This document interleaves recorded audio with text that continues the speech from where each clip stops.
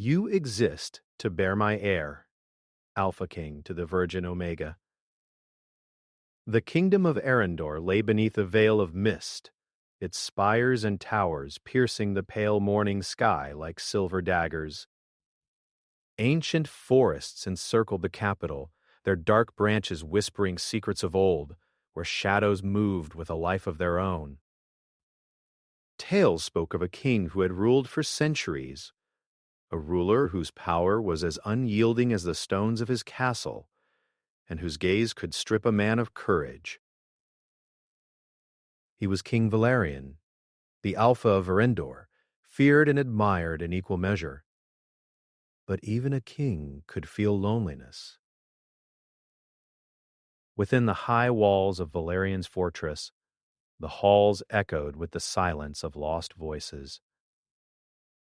Courtiers bowed, advisors whispered, and servants scurried through corridors, but none could pierce the armor that Valerian wore.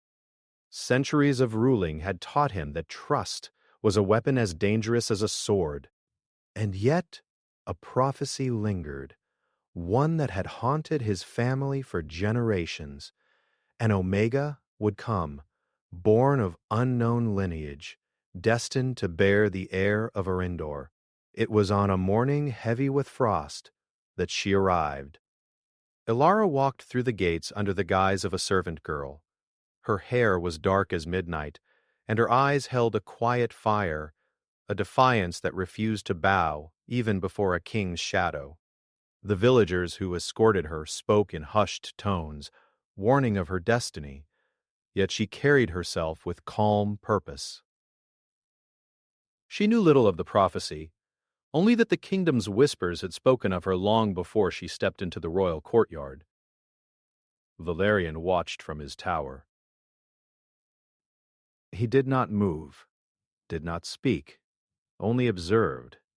Something about her unsettled him, not fear, not curiosity, but a flicker of recognition, as though the threads of fate had finally woven themselves before him. When she finally crossed the courtyard, the wind catching her cloak, he felt a pull in his chest, a sensation foreign to his centuries of rule.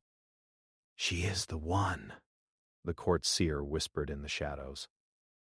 "The one who will bear the bloodline forward." Valerian said nothing. His face remained as unreadable as carved marble, but inside, a storm churned. He had expected many things, challengers, rebels, even assassins. He had not expected this. Ilara was led to the servant quarters, her hands trembling slightly, though she refused to let it show. Every stone, every shadow in the castle seemed alive, whispering secrets meant only for those who dared to listen. She could feel the weight of history pressing upon her, the weight of expectation that was not hers to command. Yet curiosity and fear walked hand in hand within her, and she could not deny the strange pull that drew her to the heart of the fortress, the throne room where the Alpha King reigned. Their first encounter was inevitable. Valerian descended the steps of his private chamber like a shadow made flesh. His cloak swept behind him, and his gaze, sharp and piercing, fixed upon the girl with a weight that made her heart race. "You are far from home," he said, his voice deep and commanding yet laced with an unspoken curiosity. "Tell me, why do you come to my halls?" Ilara lifted her chin, her voice steady though her heart fluttered. "I come at your summons, your majesty," she said, though she had never been summoned. "I bring myself as requested by the council." Valerian's lips curved faintly, almost imperceptibly. "The council speaks too much," he murmured, stepping closer. "It is not their voice that matters." "It is yours." Her breath caught. The king, whose very presence could bend men to fear, was addressing her directly. And yet, beneath his power, there was something else, a depth of solitude, of longing that made her wonder what lay beneath the iron of his will. "You will stay in my chambers," he said suddenly, the words leaving no room for argument. "Not as a servant, not as a shadow, but as something more. You exist to bear my heir." The weight of his declaration fell upon her like a stone. The prophecy she had only half understood now became real. Her destiny was entwined with this man, this king who carried the weight of centuries in his eyes. I do not know if I can," she whispered, her voice barely audible. Valerian's gaze softened for a fraction of a heartbeat. "You have no choice in that matter. But perhaps that will change." The rest of the day passed in silence, tension crackling like lightning between them. Elara moved through the castle as a shadow herself, guided by attendants who whispered warnings and advice. She caught glimpses of Valerian in the halls, a figure draped in authority, moving through the palace like a storm contained within stone. He was both terrifying and magnetic, and every time their eyes met, she felt a pull she could neither resist nor name. At night, the castle grew alive with secrets. The wind howled through the towers, carrying echoes of long-forgotten battles and whispers of curses that lingered in the stone walls. Elara stood at her window, staring at the moonlight spilling over the kingdom. She wondered what the future held, what this prophecy demanded of her, and whether she could survive the shadow of a king who ruled both the land and the whispers of fate. Meanwhile, Valerian stood alone in the throne room, hands gripping the arms of his seat. He stared into the fire, watching the flames twist and contort as if reflecting the turmoil within him. He had ruled kingdoms, defeated enemies, and bent men and women to his will, but never had he encountered someone who challenged him, not with sword or spell, but with the quiet defiance of spirit. He thought of her, Elara, the girl who had stepped into his life like a comet blazing through centuries of darkness, and for the first time, he felt a flicker of uncertainty. Could he trust her? Could he even allow himself to desire her? The prophecy demanded she bear his heir, yet the idea of closeness, of vulnerability, made him feel unsteady, almost mortal. Days passed, each bringing small encounters charged with unspoken tension. She would catch him watching her in quiet moments, and he would find himself seeking her presence even as he reminded himself that the future demanded control, not tenderness. They shared fleeting conversations about the gardens of the palace, the history of the kingdom, and the shadows that clung to both of their pasts. Each word was a thread, weaving them together in a bond neither fully understood. One evening, the court held a feast to celebrate the coming of winter. Elara moved among the nobles and servants, aware of every eye that lingered too long, every whisper that followed her. Valerian appeared at the head of the hall, a king in black and silver, his presence commanding silence. When their eyes met, a tremor of something unspoken passed between them, a mixture of warning, longing, and inevitability. The night deepened, and as the castle slept, Elara wandered the corridors, drawn inexplicably to the tower where Valerian's chambers loomed. She paused outside the door, unsure whether to knock. A voice called from within, low and commanding, yet gentle enough to pull her forward. "Enter." Her hand rested on the door, and for a moment she hesitated. Then, Gathering her courage, she stepped inside. Valerian stood by the window, gazing at the snow that had begun to fall across the courtyard. The room was dimly lit by candlelight, and the shadows danced across his face, making him appear both godlike and haunted. "You should not be here," he said softly, not as a command, but as an acknowledgement of the risk she had taken. "I could not sleep," she replied. "The castle? It speaks to me. I hear whispers, shadows moving where none should be." He turned to her, the intensity of his gaze holding her in place. "The castle has many voices," he said. "But it is not the walls you should fear. It is the future."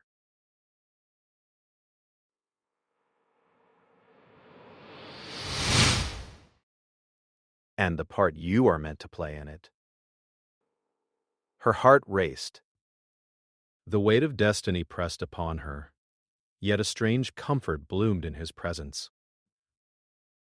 For all his power, for all the legends that surrounded him, she felt the fragile pulse of a man who, like her, was bound by fate, yet yearning for freedom within it. Valerian stepped closer. The firelight caught the sharp lines of his face, and for the first time, he allowed the barest hint of vulnerability to show. "You are mine by destiny, but not yet by choice," he whispered. "And perhaps that is where hope begins." Helera's breath caught, the cold of the winter night forgotten. She understood then that her life, her fate, and her heart were all intertwined with this man. A bond had been forged, delicate yet unbreakable, and the weight of it pressed upon them both. Outside, the wind howled, carrying with it the whispers of ancient prophecies, of curses yet to be fulfilled, and of a future that would demand courage, love, and sacrifice beyond imagining. Within the castle, two hearts beat in quiet defiance against the shadows, unaware of the trials that fate had yet to send. And then, from the depths of the hall, a sudden sound echoed, sharp, deliberate. A figure cloaked in shadow watched them from the corridor, a dagger glinting in the firelight. Elara turned, but the figure vanished into the darkness. Her pulse quickened. Valerian's hand found hers, firm and protective. "You belong to me, by fate," he said softly. "But the world will try to claim you for its own, and I will not allow it." In that moment, both knew the truth. Their journey had begun. The prophecy had awakened, and with it, danger, longing, and a bond that neither could escape. The future waited, shrouded in shadow and promise, and neither Valerian nor Elara could yet see the full shape of the path ahead. The castle held its breath, the night deepened, and outside, the wind carried a warning. The shadows have begun to move. The frost lingered longer than usual that winter, clinging to the castle walls like stubborn memories. Snow lay thick across the courtyard, and the ancient stones of the fortress gleamed pale under the pale light of dawn. Within the castle, life moved cautiously. Every footstep echoed through the long corridors, and every whisper carried weight. Elara had settled into her chambers, yet the shadows of destiny pressed close, reminding her that her arrival had not gone unnoticed. Valerian, meanwhile, moved like a storm contained. He had begun to notice the subtle defiance in Elara's eyes, the quiet strength that refused to bow completely. She was not like the others who had come before, who trembled or flattered, who bent to the weight of the crown. "No," she challenged him in small, almost imperceptible ways, speaking a truth he could not ignore, holding her gaze when many would have faltered. One morning, as the first light of winter's sun spilled across the frozen courtyard, Valerian summoned her to the royal library, a hall of towering shelves filled with dust-laden tomes and whispered histories of the kingdom. The scent of parchment and candle smoke hung heavy in the air. "Do you understand the weight of prophecy?" Valerian asked, his tone softer than usual, yet still carrying the authority of a king. Ilara lowered her gaze, clutching the edge of her cloak. "I understand that it is my duty, but I do not yet understand what it means for me, or for the child I may bear." Valerian's eyes darkened. "It is not a matter of duty alone. Every choice, every step you take within these walls ripples through the kingdom. One wrong move could unravel more than you know." She lifted her eyes to meet his. "And yet, you trust me to walk these halls among your people?" The flicker of a smile brushed his lips. "I do not trust easily," he said, "but I recognize strength when it stands before me." "You have it, even if you do not yet know it yourself." Alara felt a warmth she had not expected, a quiet reassurance amidst the weight of her destiny. Yet beneath it a shadow stirred, one she could not name, one she could not yet see. The library, though full of knowledge, held more than books. Whispers seemed to float from the walls, echoes of secrets meant for the eyes of the king and no one else. Days turned into weeks, and the bond between them grew in unspoken ways. They shared small moments in the quiet hours, walks through the frozen gardens, discussions in dimly lit halls, and the occasional glance across a crowded chamber. Each interaction was charged with tension, unspoken emotions hovering just beneath the surface. Yet the kingdom held secrets, as every kingdom must. One evening, Ilara wandered the outer courtyard, drawn by the sound of wind through the trees. A shadow flickered between the trunks, too swift to identify. She froze, heart quickening, but before she could react, a hand gently touched her shoulder. Valerian's presence was steady, commanding, yet filled with something gentler, a silent promise of protection. "You should not wander here alone," he said. "There are eyes in the dark that wish to see harm befall you." "I did not know." Her voice trembled. "I thought the forest was empty tonight." "Every corner of this kingdom hides secrets, and some of them are dangerous." They walked back together, and for a moment the winter night seemed less cold. Elara sensed that behind Valerian's stern facade was a man bound not only by duty, but by regret and past losses. She felt the fragility that even a king could not hide entirely, a human beneath the armor, a man who bore centuries of sorrow. The following day brought news that made the shadows move closer. The council had discovered a hidden letter, one written centuries ago, foretelling the coming of the Omega and the dangers she would face. Some whispered of power struggles, others of curses that clung to the royal bloodline. Ilara read the words in the quiet of her chambers, her fingers tracing the faded ink.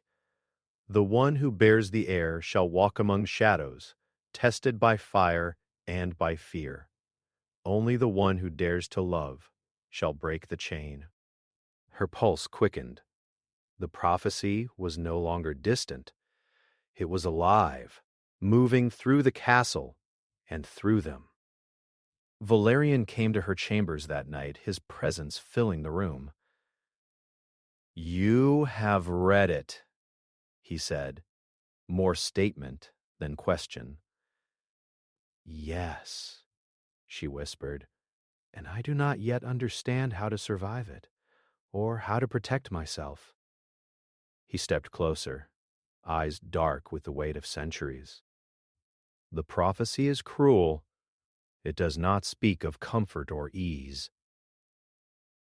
It speaks only of choice, of courage, and of strength. And yet, his voice softened, almost imperceptibly. I will walk it with you, if you will let me. Elara felt the stirrings of something she had never felt before.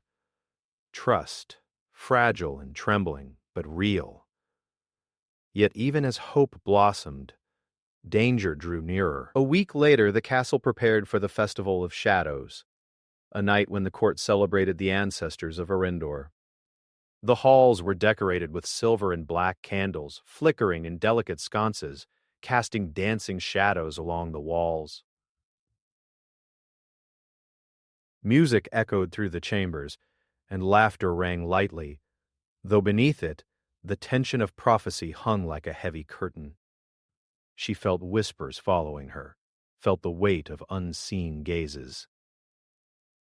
It was then that she saw him, a courtier cloaked in shadow, eyes sharp and calculating. He observed her for a moment before disappearing into the crowd. A chill ran down her spine. Valerian noticed the movement as well. He appeared at her side silently, his presence a shield against the unknown. Do not let your fear rule you, he murmured. But do not ignore it either. You are no ordinary girl, Elara. Danger will always seek you first.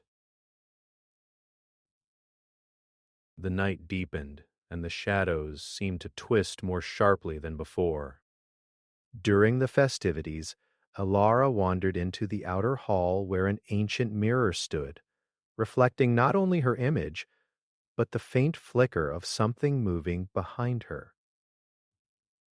She turned quickly, heart pounding, but there was no one there. You see too much, a voice whispered, though no one appeared. It was soft, almost sorrowful, yet edged with warning. Elara's breath caught. Valerian's hand on her shoulder steadied her. The castle speaks, he said, and you are hearing what others cannot. There is power here, and it watches. The festival ended with a ceremonial dance, masks covering faces and hiding intentions. Elara moved carefully, aware that each step carried weight. She felt the pull of destiny, the invisible thread binding her to the Alpha King, yet also tugging her towards something unknown. Later, alone in her chambers, she pondered her place in this web of prophecy. She had felt the pull of danger, the intensity of Valerian's gaze, and the stirring of emotion she could neither name nor fully understand. The castle was alive with secrets, and each secret was a test. Valerian, too, struggled in solitude. He moved through the throne room late at night, watching the snow fall beyond the windows. He knew that his desire to protect Elara was dangerous. To fall for her, to care for her, would make him vulnerable in ways centuries of rule had never taught him to endure. And yet, every glance, every shared moment drew him closer to a truth he had long resisted. He was not invincible, and this Omega, fragile, strong, defiant, was unraveling the walls around his heart. The next morning a storm rose over Arindor. Wind and snow battered the castle walls, and the hallways were nearly empty. Elara moved cautiously, aware that the storm seemed almost unnatural, as if the kingdom itself were holding its breath. She was drawn to the library once more, seeking knowledge, seeking understanding. As she opened a tome, she felt the presence behind her again. Turning, she saw a shadow at the doorway, an unfamiliar figure, cloaked, watching. Before she could cry out, the figure vanished, leaving only a note fluttering to the floor. She picked it up with trembling hands. Not all within these walls are allies. Trust is a weapon as sharp as any blade. Her heart raced. Danger was closer than ever. And yet, she also felt a strange certainty. Whatever awaited her, she would not face it alone. Valerian arrived then, silent as the storm outside. His eyes, dark as the winter sky, softened at the sight of her. "I saw him," she said, voice barely above a whisper. "He watched me, but he is gone. And he will return," Valerian said, his voice steady, certain. "Enemies do not fade. They linger, waiting for weakness. You must be stronger than the shadows. And you will be, if you trust in yourself and in me." Elara looked up at him, and in that gaze they shared a moment of quiet understanding. Their fates were intertwined, their paths uncertain yet unbreakable. But the storm outside grew fiercer, wind howling like spirits in torment. And in the shadowed corridors of the castle, eyes watched, plotting, waiting for the right moment to strike. The storm had passed, leaving the kingdom of Arindor shrouded in mist. The snow melted slowly, leaving puddles along the cobblestone streets, and the cold lingered in the castle halls like a memory.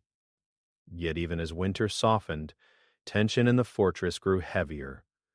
Shadows lurked in corners, whispers traveled like wind through the corridors, and the unseen eyes of the court grew restless. Elara moved cautiously through the castle, her senses sharpened by the warnings of the previous night. Every step seemed to echo through empty halls, and every glance over her shoulder carried the weight of unease. The prophecy was no longer a distant threat. It had become a living force, pressing against her every thought. She knew the court had secrets, and now she knew that some would use her, and her connection to Valerian, to their own advantage. Valerian, meanwhile, paced the throne room, restless as the wind outside. He had sensed danger long before Elara had, but he had hoped to shield her from it. Centuries of ruling had taught him to control everything: enemies, battles, even the hearts of his people. But this betrayal, was invisible and intimate, striking from within his own court. It began with a whisper. One of the council members, an advisor who had served Valerian's family for decades, spoke behind closed doors to those who hungered for influence. "The Omega is dangerous," he said, voice low. "She carries the air of the king, yes, but her presence could undo centuries of order. She must be tested, controlled, or removed." Elara overheard part of this as she gathered supplies from the storerooms. The words pierced her like a blade. She had known danger was near, but betrayal from those closest to the king, those who swore loyalty, was something else entirely. That evening, Valerian sought her in her chambers. He moved with the silent authority of a predator, yet there was something in his eyes that betrayed concern. "Elara," he said, his voice low, "I fear the court conspires against you. Some seek to use you or harm you. You must be cautious." "I understand," she whispered, heart trembling. "But I do not know whom to trust." The shadows are everywhere, and the council hides their intentions behind smiles and courtesy. Valerian stepped closer. "Trust is a weapon," he said, "and sometimes you must fight with it as carefully as any sword. But know this: you are not alone. I will not allow anyone to harm you, no matter the cost." The weight of his promise settled around her like armor, but even as they shared that moment, a sense of unease lingered. The castle itself seemed restless, as if it could sense the storm to come. 2 nights later, a masked visitor arrived in the king's hall, under cover of darkness. He moved silently, carrying a message that would change the course of the kingdom. Alara, drawn by intuition, followed from the shadows. She saw him hand a sealed parchment to the head of the council, and the words written there were heavy with threat. The prophecy must be altered or the Omega must fall. The council was plotting not only against her, but against the future of the kingdom itself. She rushed to warn Valerian, but when she reached the throne room, she found the king deep in thought, the firelight dancing across his face. "I know," he said before she could speak, his voice carrying both anger and sorrow.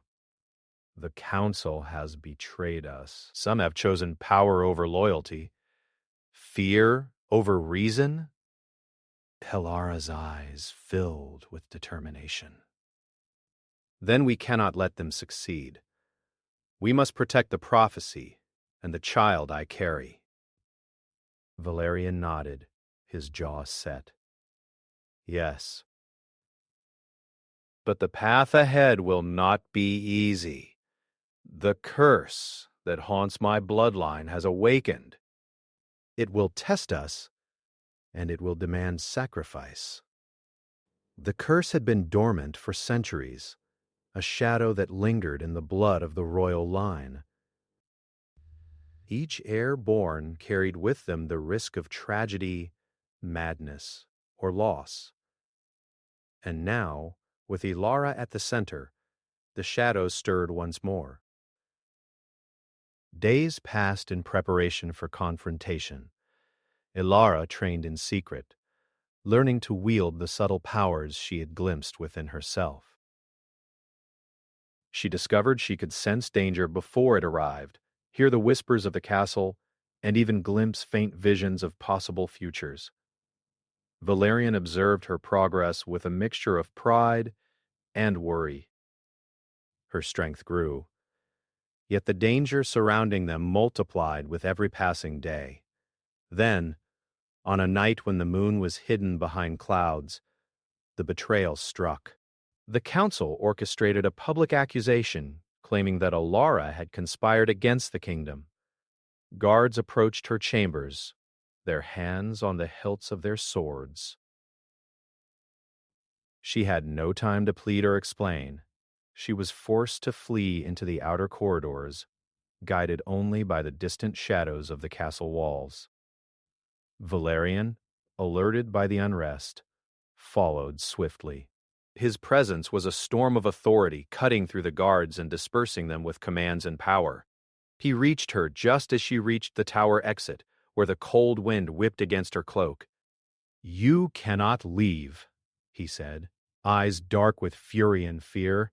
"They will not harm you while I breathe." "I have no choice," she replied, voice trembling. "They will not stop until they have control, or they destroy me." In that instant, a supernatural force manifested. The spirit of an ancient queen, whose anger had lingered in the castle for centuries, appeared before them. She glowed with an ethereal light, her eyes fierce and unforgiving. "Valerian," she intoned, voice echoing as though from deep within the walls themselves, "the bloodline carries a shadow. Those who love shall suffer, and those who falter shall fall. The curse awakens." Valerian's hand gripped hers, steadying them both. "We will face it," he said, voice firm. "Together." But the spirit's gaze fell upon Valerian, and a cold flame of darkness touched his shadow. The curse, long dormant, stirred within him. Anger, rage, and fear surged, and for a moment the king was lost to it. Elara reached for him, her hands trembling as she spoke his name. "Valerian, you are not alone." His eyes cleared for a moment, and he nodded, but the curse had left its mark. Shadows clung to him, whispers of doubt and fury echoing in his mind. He had faced many battles, but this one, the one that threatened to consume both him and the Omega, it was a battle within, between the man he wished to be and the shadow that the bloodline demanded he become. They retreated into the forest beyond the castle, a place where the trees whispered secrets and the wind carried warnings. The cursed shadows seemed to follow, curling around them like living fog. Here, away from prying eyes, Valerian could speak without the mask of the king. "I fear what I might do if the curse takes hold completely," he admitted, voice low. "I have ruled for centuries, yet I am not immune. Love makes me vulnerable, and this prophecy, it twists my heart even as it binds it." Elara stepped closer, courage flickering in her eyes. "Then we will face it together. If the prophecy demands strength, we will find it. If it demands sacrifice, we will endure it." "You are not alone, Valerian." For a fleeting moment, the storm within him calmed. The connection between them, forged in fire and whispered secrets, held fast. She was not merely the Omega of prophecy. She was a companion, a guide, and a source of strength he had not known he needed. Yet, even in this moment of fragile peace, danger was not done.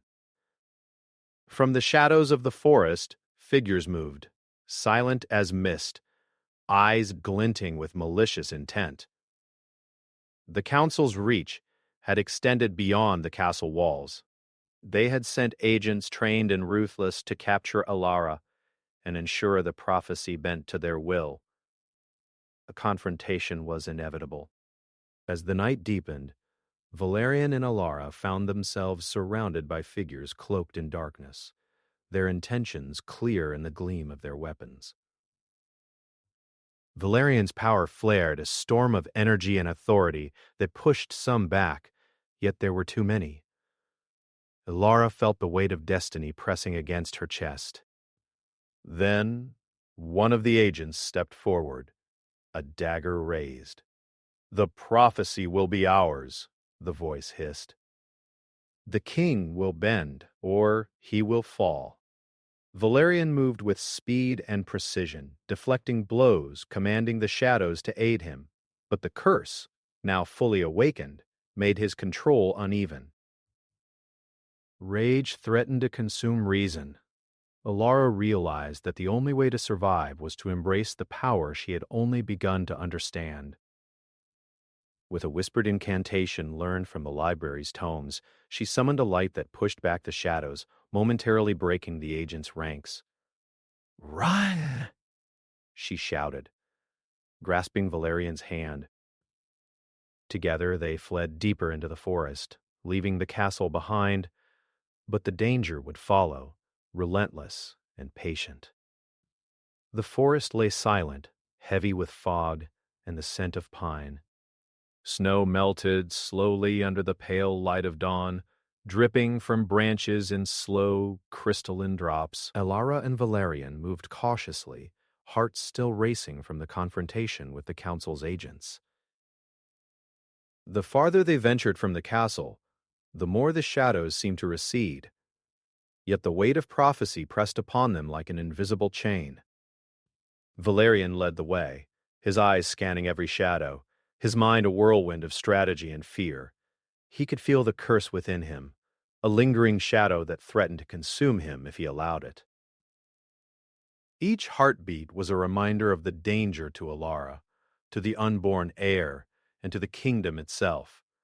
Centuries of rule had taught him to master fear, Yet this was different. Fear was no longer something he could simply command away. It lived inside him, feeding on the vulnerability he had never allowed himself to feel. Elara followed, her own strength growing with every step. The power she had glimpsed in the library had begun to awaken fully, subtle at first, then surging like a tide within her.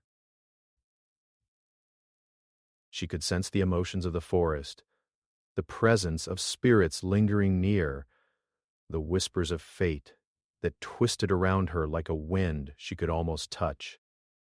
This power was both gift and burden, and she understood that to face the prophecy fully, she must embrace it, not fear it.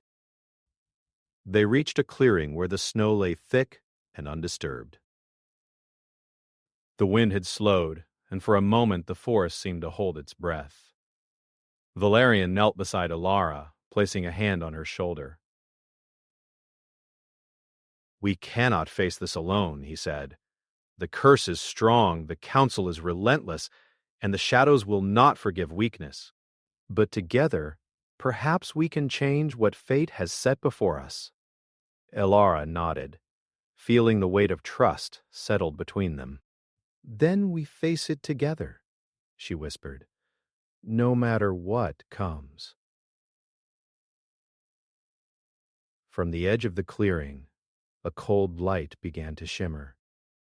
The spirit of the ancient queen appeared once more, her ethereal form glowing against the gray morning. Her eyes were fierce, yet there was a flicker of sorrow within them. "You have awakened the curse," she intoned, her voice echoing through the trees. "And yet love remains. Only the bond that survives shadow and rage can break what was never meant to end. The heir shall be born, but only if both hearts remain true." Valerian stood tall, his shadow stretching across the snow. "Then we will prove it," he said. "No curse, no counsel, no shadow shall claim her or me, or what we are meant to be." The spirit nodded slowly and dissipated, leaving a trail of cold light that lingered in the air like a promise. Suddenly, movement erupted at the edge of the clearing. Figures cloaked in black, the agents of the council, emerged from the forest, surrounding them in a semicircle. Weapons gleamed in the pale light, and their eyes were hard, devoid of mercy. Valerian's power flared instinctively, shadows swirling around him, coiling and twisting like living tendrils. But the curse still lingered, tugging at his mind, threatening to overwhelm reason with rage. He gritted his teeth and forced himself to focus, feeling Elara's hand on his arm steady him. "You must trust yourself," she whispered, eyes glowing faintly with the light of her awakening power. "And trust me." Drawing on the strength within her, Elara extended her hands, and a radiant light expanded from her fingertips, pushing back the shadows that clung to the agents. The wind rose in response, carrying whispers of power long forgotten. The attackers faltered, their advance slowed by the force of her magic. Valerian took a step forward, commanding the shadows around him with precision this time, not allowing the rage of the curse to dominate. Together their powers intertwined, his strength of command, her power of light, creating a force neither the curse nor the council had anticipated. The battle was fierce, but brief. The agents were driven back into the forest, disoriented and defeated, unable to comprehend the bond that had formed between the king and the Omega. Hilara's chest heaved, sweat glistening on her forehead, but she stood unbowed, her confidence growing with each victory. Valerian looked at her, awe and relief mingling in his gaze. "You are stronger than I ever imagined," he said, voice low, almost tender. "And you," she replied, are stronger than the shadows that sought to claim you. The storm of conflict had passed, leaving only the promise of dawn. Valerian turned to her, his expression unreadable, yet softer than she had ever seen. "The prophecy does not end here," he said. "It demanded trials, and we have faced them. But the true test is what comes next. Trust, love, choice." Elara reached for his hand, feeling the pulse of life, fear, and determination flowing between them. "Then we shape it ourselves," she said. "We are not only pawns of fate, we are its authors." The forest seemed to respond to her words, the wind rustling the branches like applause, and the snow shimmered in pale silver, as if marking the beginning of something new. Returning to the castle was no longer a matter of stealth or survival. Valerian commanded the corridors with authority tempered by wisdom, and Elara walked beside him, no longer a shadowed figure of prophecy, but a partner, a force awakened. Courtiers and guards who had plotted against her fell silent in awe, sensing the change in the air, the tangible bond that had formed between King and Omega. In the throne room, Valerian stood at the head, the weight of his crown balanced by the warmth of Elara's presence. "The prophecy spoke of trials," he said, addressing the court, "and we have faced them. But it is not destiny alone that shapes our kingdom. It is courage, it is love, and it is choice." Elara stood beside him, her gaze sweeping across the room. Seeing faces that had once plotted against her now bowed in respect, not fear. The bond they had forged in shadow and storm had changed more than their fate. It had changed the hearts of those around them. In the quiet of the night, when the castle slept, Valerian led Elara to the ancient chamber where the bloodline of kings had been recorded for centuries. Candles flickered along the walls, casting shadows that no longer felt threatening but protective. "You have given me more than strength," Valerian said softly, stepping close.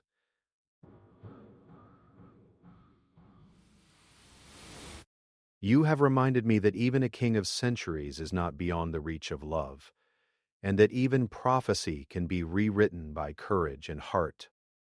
Elara reached up, brushing her fingers against his cheek. "And you have reminded me," she said, voice steady, "that destiny is not something we endure alone. It is something we choose to face together."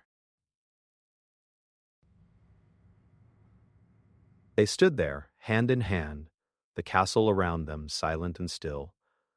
Outside, the first light of dawn spilled across the snow, painting the kingdom in shades of gold and silver. The wind carried a gentle promise. The shadow had passed, the curse had been confronted, and the prophecy would now unfold not as a sentence, but as a story they shaped together. Yet the kingdom was not without its mysteries. From the highest towers the wind whispered secrets of centuries past, and the forest beyond still held echoes of trials yet to come. But for now, in this fragile dawn, two hearts had found each other, two destinies intertwined, and the weight of centuries had been lightened by the power of trust, love, and choice. Valerian drew her close, their foreheads touching. "You are not mine to command," he said, voice soft yet steady. "You are mine to love." Elara smiled, feeling the warmth of that truth settle in her chest. "And you are mine to trust," she replied. In the halls of the castle, the fires burned bright. In the forest, the wind sang with the promise of new life.